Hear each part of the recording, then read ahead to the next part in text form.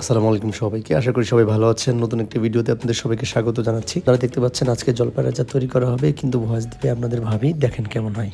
হ্যাঁ, আমি ভয়েস দেবো।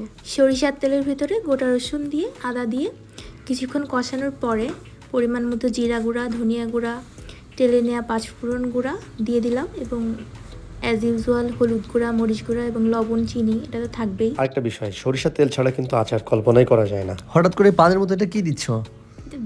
ভিনেগার হচ্ছে আচার অনেকদিন সংরক্ষণ করার জন্য, এর কোনো বিকল্প নেই। তো যাই হোক, এরপরে আপনারা দেখতে পাচ্ছেন চিনি দিয়ে সিদ্ধ জলপাই মাখিয়ে নেওয়া হচ্ছে এবং সম্ভবত এটা ফাইনাল প্রসেস। এরপরে কয়েকটা এলাচ দিতে দেখলাম আমরা। এরপরে এটা কি দিচ্ছ? সরিষা মেবি। হ্যাঁ, সরিষা দেওয়া হলো, এটা সুন্দর করে বেটে নেওয়া হয়েছে।